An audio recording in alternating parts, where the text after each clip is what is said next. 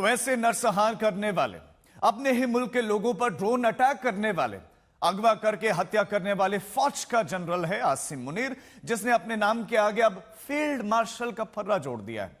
लेकिन इस तमगे के पीछे का पूरा खेल क्या है? जंग में हारा हुआ एक जनरल फील्ड मार्शल के जरिए आखिर कहां पहुंचने की कोशिश में है, आप इस रिपोर्ट में समझिए।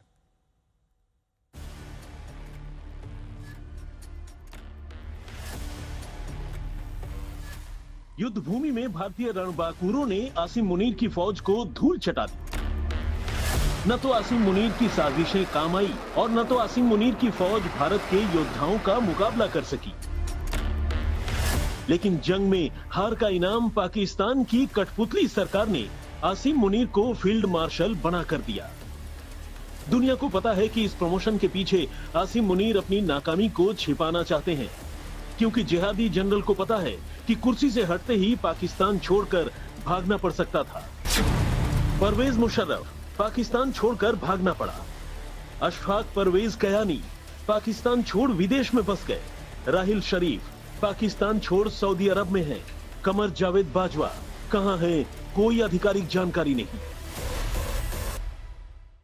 पाकिस्तान की फौज ने आज तक भले ही कोई जंग न जीती हो, लेकिन उसके जनरलों की बड़े ओहदे लेने और नए तमगे लगाने की तमन्ना है कि कम नहीं होती। पाकिस्तान में बड़े ओहदे लेने वाले जनरलों की फहरिस्त बहुत लंबी है, अयूब खान से लेकर याह्या खान, जियाउल हक और परवेज मुशर्रफ तक। अब इस फहरिस्त के अंदर नया नाम जनरल आसिम मुनीर का जुड़ गया है। लेकिन जनरल आसिम मुनीर जियाउल हक और परवेज मुशर्रफ से ज्यादा चालाक नजर आ रहे हैं, क्योंकि वो अपने सीनियर्स की गलती से बचते हुए दिखाई दे रहे हैं। वो जनरल जियाउल हक की तरह इस्लामिक तंजीमों को जोड़कर अपनी ताकत बढ़ाने में जुटे हुए हैं, तो वहीं जनरल परवेज मुशर्रफ से अलग पर्दे के पीछे रहते हुए राजनीति में ताकत की कठपुतलियां चला रहे हैं।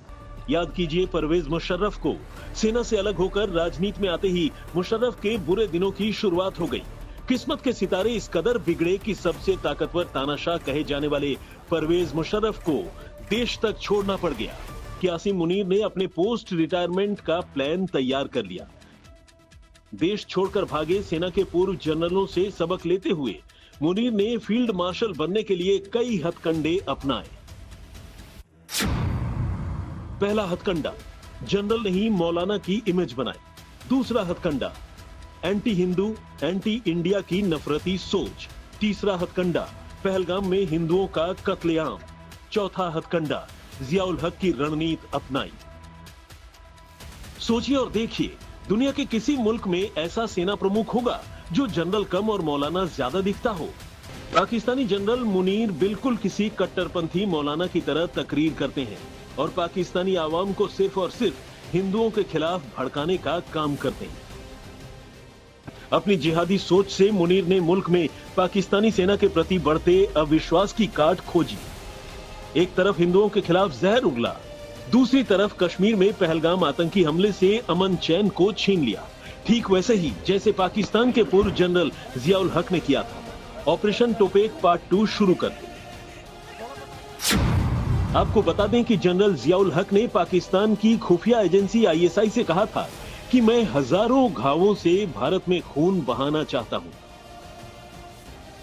अब जियाउल हक के नक्शे कदम पर चलते हुए आसिम मुनीर पाकिस्तान के इतिहास में दूसरे फील्ड मार्शल बन गए। इससे पहले अयूब खान ही फील्ड मार्शल बनाए गए थे। यानी मुनीर को लगता है कि फील्ड मार्शल के कवच में वो ताउम्र पाकिस्तान में सुरक्षित रहेंगे, तो ये बड़ी भूल हो सकती है। अब देखना बस यही है कि मौलाना मुनीर फील्ड मार्शल वाला तमगा उसे कब तक फांसी से बचा सकता है, क्योंकि पाकिस्तान में फिरका परस्तों का हिसाब कुछ उसी तरह से होता रहा है। वैसे पाकिस्तान में आज की तारीख में महफूज कोई भी नहीं है, मतलब फिरका परस्त भी नहीं। अब यह इत्तेफाक भी हो सकता है कि जब पाकिस्तान में लश्कर और जैश जैसे आतंकवादी सरेरा मारे जा रहे हैं, तो लश्कर का संस्थापक और हाफिज सईद का बड़ा हमराज आमिर हमजा अपने ही घर में न जाने किस वारदात में खूनम खून हो जाता है। ये तस्वीरें उसी आमिर हमजा की हैं, जिसे लाहौर के अस्पताल में जब इलाज के लिए ले जाया गया तो उसके कपड़े खून से सने हुए थे। पहले पाकिस्तानी मीडिया में खबर आई कि आमिर हमजा हमले में जख्मी हुआ है, फिर यह खबर आई कि अपने ही घर में चोट लगी है।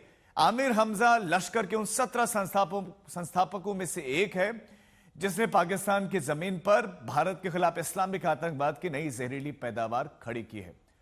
अब ये आमिर हमजा जख्मी हुआ है, वजह चाहे जो भी हो, असलियत चाहे जो भी हो, लेकिन यह सच जरूर है कि पाकिस्तान की जमीन पर मौजूद हर दहशतगर्द की जिंदगी का काउंटडाउन चल रहा है। कब किसकी बारी आएगी कहना मुश्किल है।